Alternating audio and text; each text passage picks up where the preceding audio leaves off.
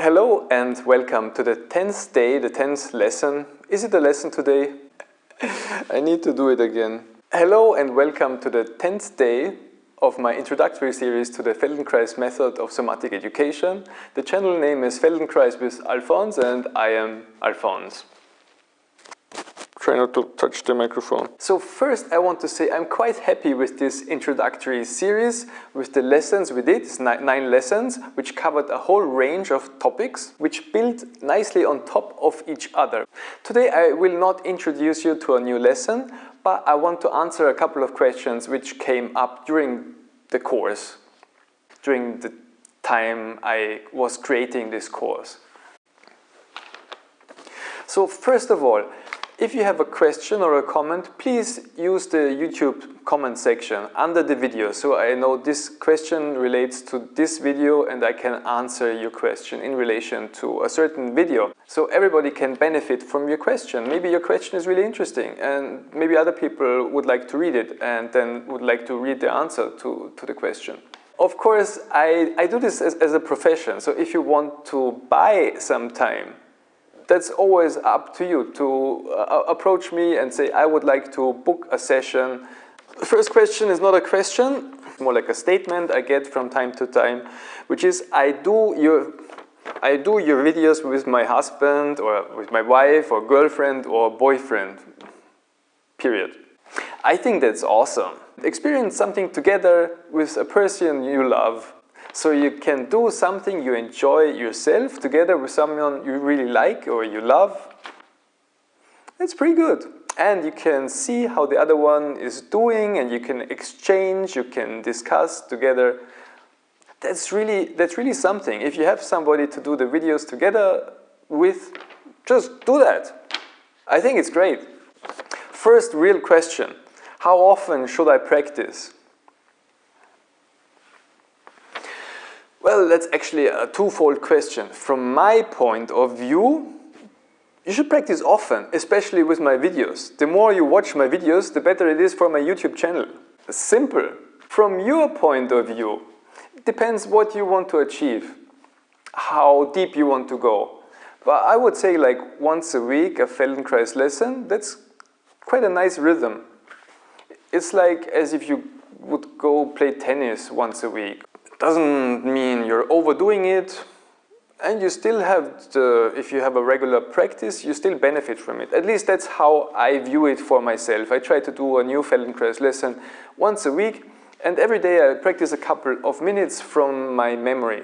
I just think of a lesson, of what I remember, and then try that like 5 minutes, 10 minutes. Sometimes it gets out of hand. I do 1 hour on the floor.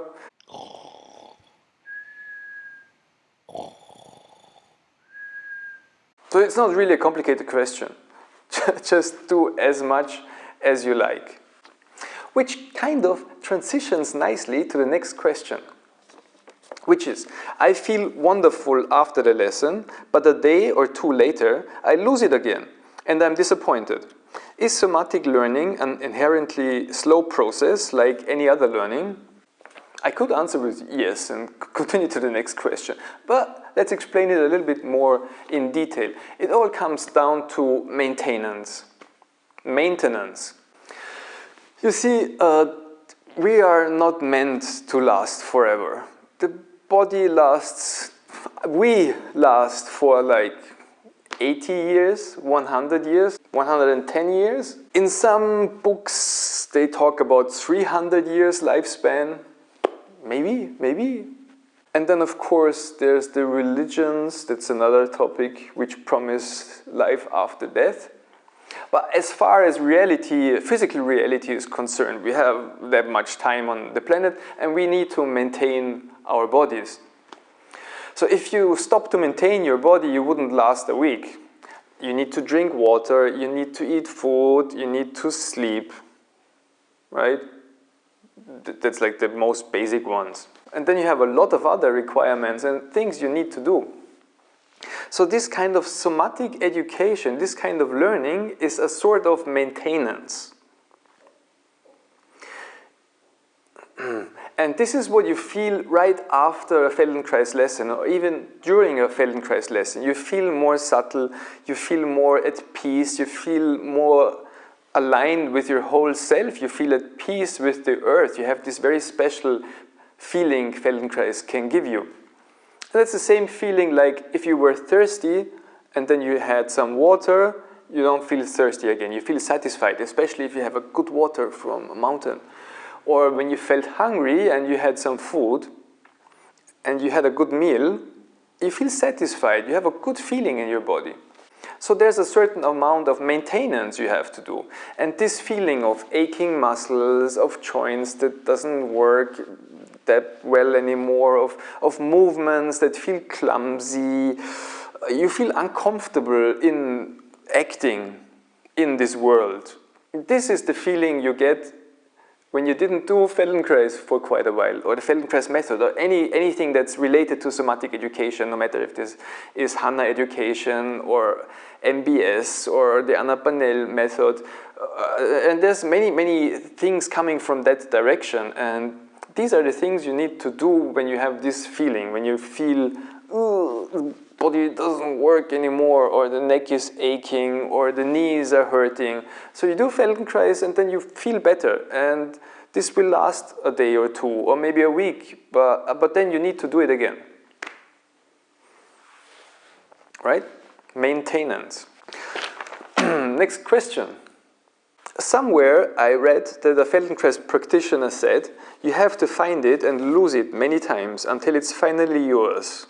Is that true in your experience? Which kind of relates to the last question. So people do Feldenkrais lessons and they feel better afterwards, but they don't know for sure why they feel better. So one thing is maintenance, but we actually learn something with Feldenkrais, in Feldenkrais lessons, in the somatic education. There's content in these lessons. Disadvantage of this method is that we just have these lessons and there's not like a book to come with each lesson, an explanation what's inside of that lesson. But actually, when Dr. Moshé Feldenkrais designed those lessons, he had something in mind for this lesson, just some scientific topic, and he put it into an experience so we can learn something through movement. We can discover the topic, what's inside of these lessons, in the lessons. But nobody's going to tell us what's inside those lessons. So in my introductory series, I try to speak about some of the contents. For example, we have a hand and an arm, and they can move in various ways, right? And then we have a neck and a head, which can move in various ways. So we already identified two parts. And we try to find how are they related, how do neck movements relate to arm movements. And then we have to discover the shoulder, and we have to discover, there's shoulder movements, so we can move.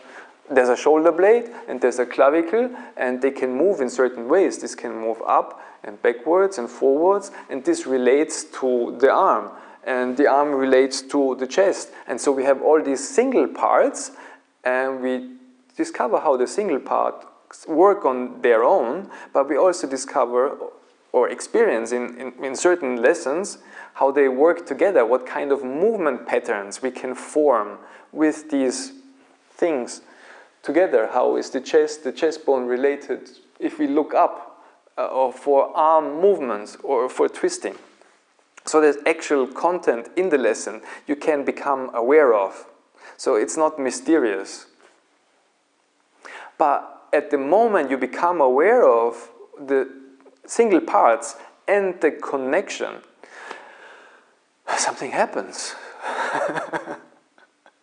And this is some kind of knowledge, or maybe some kind of wisdom you then carry in yourself. And these are things you can watch or look out for in other people. So you start to have a much richer experience in your environment. Most people are not very aware, actually. Like if you do Zen meditation, that's a very good practice for some people. But they lack this kind of movement. So just by sitting with an empty mind, you cannot become aware of your shoulder blade and how the movements of the shoulder blade relate to the movements of your neck and your arm and your pelvis and your knee. It doesn't work that way. You have to move to experience how they actually move. Like you have to draw actual pictures if you want to get better at painting and to experience what is the meaning of painting. How does ink flow onto a paper? You won't get any better and you won't gather any experience by just sitting still with an empty mind. You have to do stuff to experience stuff and to get better at stuff. No matter what is the profession or no matter what, actually, you have to engage in this world. And with the Feldenkrais method of somatic education, we can discover ourselves and how we do stuff in this world, in relation to the world, very specific for ourselves, for our own experience. Next question. I love Feldenkrais because it's so much about movement optimization and not about mechanical repetition, exactly. However, I suspect that I could benefit from some physical exercise. Should I do physical exercise?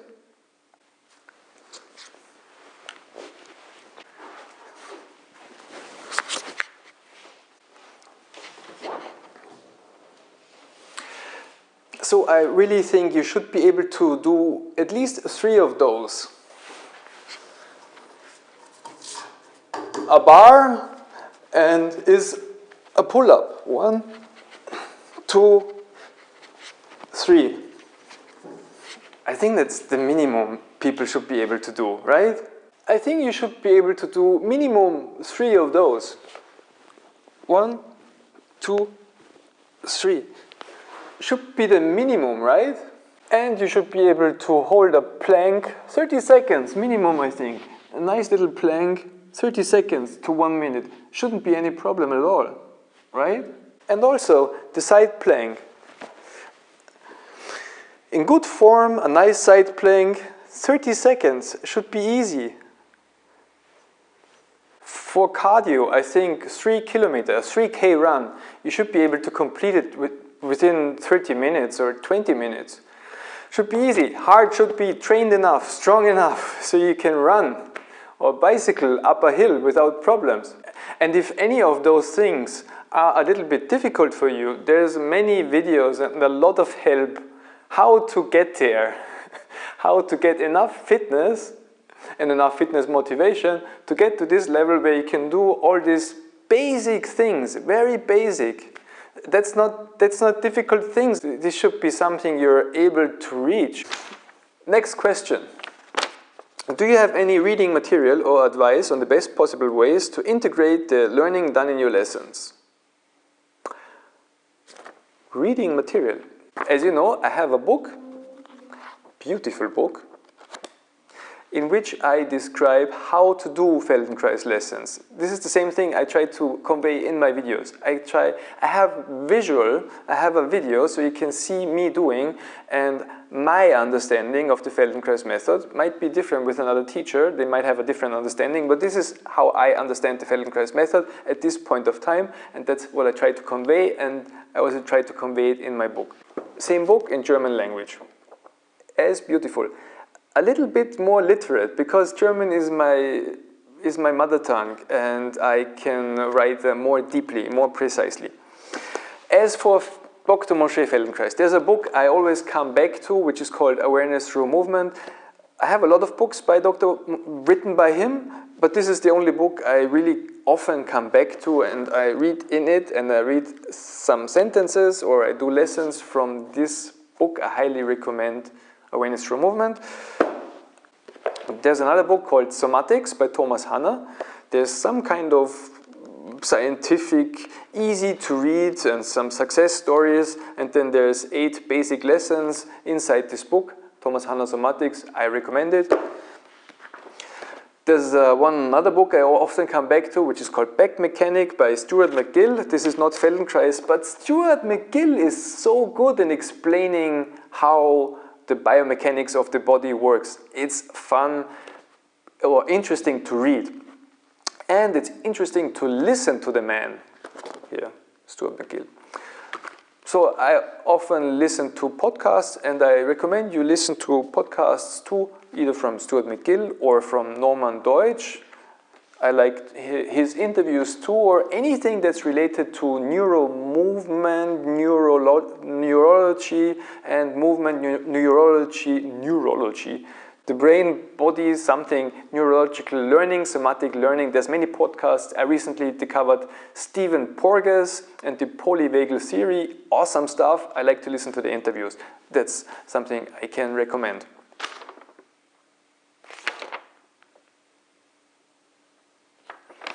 So that's all so far, all I want to talk about at this moment. As always, thank you for watching. I really appreciate that you take the time to watch my videos right down to the end.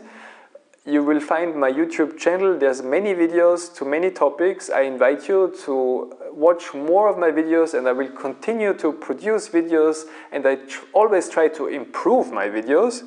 Since 2008, I'm doing Feldenkrais videos, but only in the recent years I started to make it more seriously, and I always try to make them better and to convey more of what I know, and I hope you can benefit from that. So please like this video if you liked it. Leave your comments below, your questions and your sharings. See you in the next video.